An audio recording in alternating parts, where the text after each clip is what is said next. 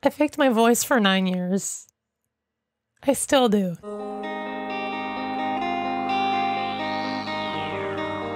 Hi, today I'm talking about my broken voice because nobody asked. I originally wanted to make this video later on, but it's something that is a current disturbance in my life. I feel as if now is a better time to address it since people don't seem to know how to shut the fuck. Anyway, if you like what you see in this video, feel free to subscribe. It's free, and if you hate me later, you can always unsubscribe. So upon first impression, I might sound fine, but one of the most common questions I get is what I identify as, which first of all, what kind of fucking question is that?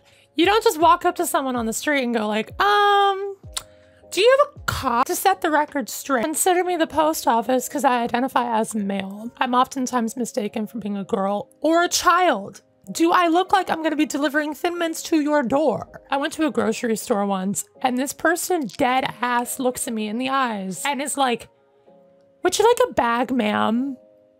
Ma'am, do I look like... This lady in full confidence stared me down as I'm in front of her and was like, yep, girl. I mean, I guess she was trying to be respectful, but the assumption didn't help. So why do I sound like this? I have a disorder referred to as a mutational falsetto, which basically makes me sound like Mickey Mouse's wretched cousin. Or in a more technical perspective, it's a functional voice disorder that is defined by the habitual use of a higher pitch after puberty. Although I'm not professionally diagnosed and prefer to avoid self-diagnosing in general, I spent years of my life searching for some kind of explanation for the issues I was having, and this term fit to a T. The amount of times I went on Google and was just like, why is my voice so fucked up? And it was like, I don't know, sounds like a personal problem. Everything started around 9 years ago when I had become aware of the changes going through my body. However, my voice had never really changed. And that was because I forced it to stay the way that it was, because at the time I felt weird about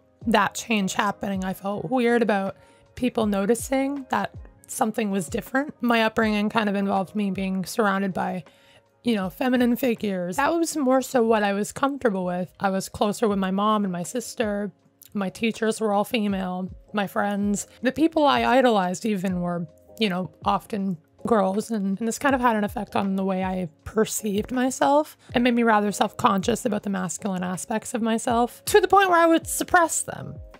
This including my voice. As time went on, you know, my voice would continue to increase in pitch because, I don't know, it was just kind of a psychological thing I was doing. No one really commented on it at first, but, you know, as I progressively started to do it, my family would become kind of aware and they would be like, oh, why do you sound like that? That's weird.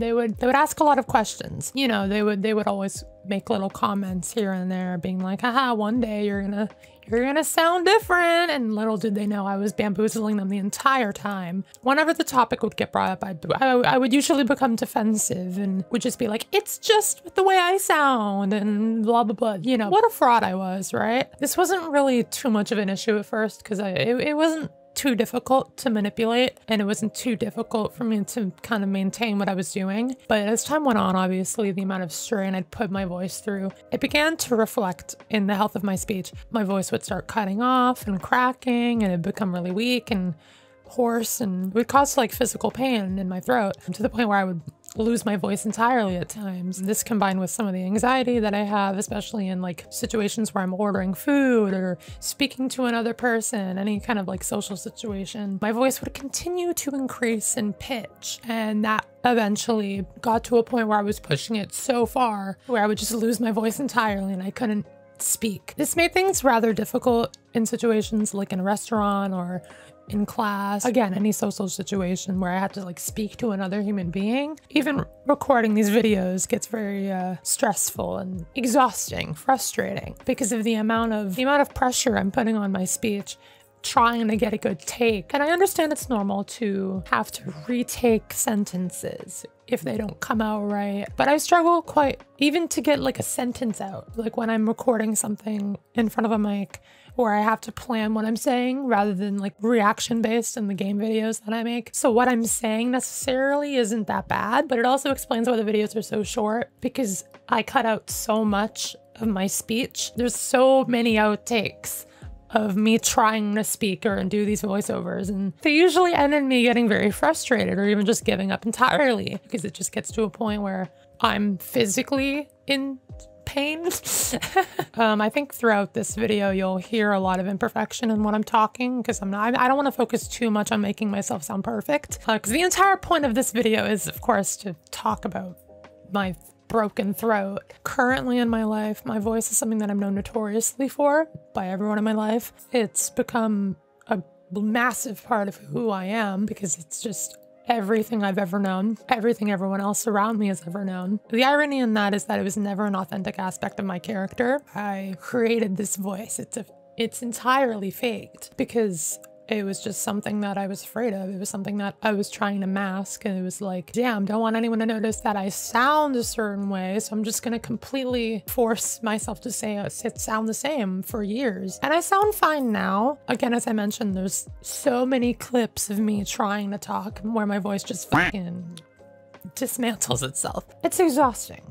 It's exhausting because when I look at myself in a mirror, for example, I don't feel like I am entirely myself. I feel like when I speak to myself or in a mirror or whatever, I'm continuing to carry out this false thing that I've created. It doesn't reflect who I am, and I feel like I'm in a weird place in my life where my voice is no longer something that I want to uphold. It's no longer a part of me that I identify with, nor was it ever a reflection of who I was. It's something that I find a lot of insecurity in, especially when people are seeing me in person and hearing me talk, because associating my actual self with my voice is it's an awkward situation for everyone involved. And you know, there's friends of mine, people in my life who are like, I like how you sound, there's nothing wrong with it. And I get where they're coming from. I get they're trying to be nice. But I feel like those comments further push the mentality that caused me to force my voice this way to begin with. Every day when I'm speaking, I'm constantly straining my voice, unable to consistently speak without some form of, you know, error, cracking, cutoffs, whatever it may be. There have been times in my life where I've just wanted to stop talking altogether and just going mute because of the amount of exhaustion. I guess it's just a weird thing to talk about because it's like, I feel like talking should be the easiest thing a person can do. Knowing that I have such a difficult time doing that, it's a pain in the ass, to say the least. Just knowing that I don't know how to speak genuinely. Like, I've never heard my actual voice necessarily. No one else has. And it's just like this weird thing of like, what the hell am I doing? What am I supposed to be doing? I would go on Google and I would just like frantically look for information on like, how are you supposed to talk? And how are you supposed to do this and that? And they make it sound so simple. It feels like I'm constantly forcing words out of my mouth. It doesn't feel like a natural process.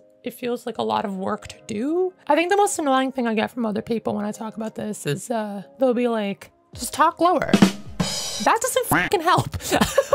I don't fucking know how to do that without sounding like a engine at that point. And if that's what I sound like, I don't know. It's just all unknown to me at this point. So why am I saying all of this? Why am I making this video? It's one, because it's a frustration of mine. I feel like there's not a lot of information about it. And so it's kind of isolating when you're dealing with something and you're like, damn, am I the only one having this problem? And to know that I'm not, that at least helps. But there's not a lot of content online where people talk about how this actually is in their day-to-day lives. You know, if someone else dealing with this watches this, hopefully that can act as an explanation. It took me years to find this term to begin with. Additionally, I don't want people to get attached to the way I sound. I want to do this whole YouTube thing. I want to do it long term. I want to, as people find the stuff I'm making, I don't want anything to be set in stone in whatever I sound like, because obviously it's not genuine and I've never actually sounded this way and I don't know what I sound like. I don't know. I don't want people to get attached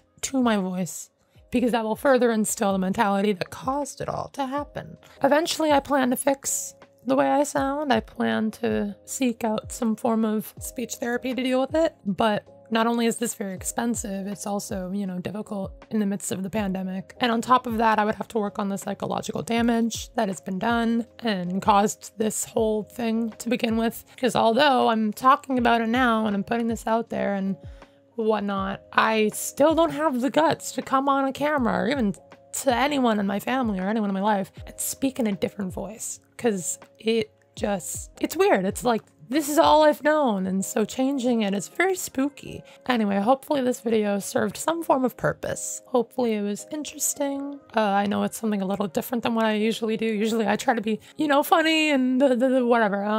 But yeah, that's all for today. If you like this video and want to see more of me and my broken throat, feel free to subscribe, like the video, share your thoughts down below. I like to read the comments, especially if you have any questions, because I know this might be new to a lot of people. I'll try to answer and respond to anything that I can. But yeah, thanks for watching. Hopefully I'll see you in the next one, and it'll definitely be a little less heavy than this. But yeah, bye-bye.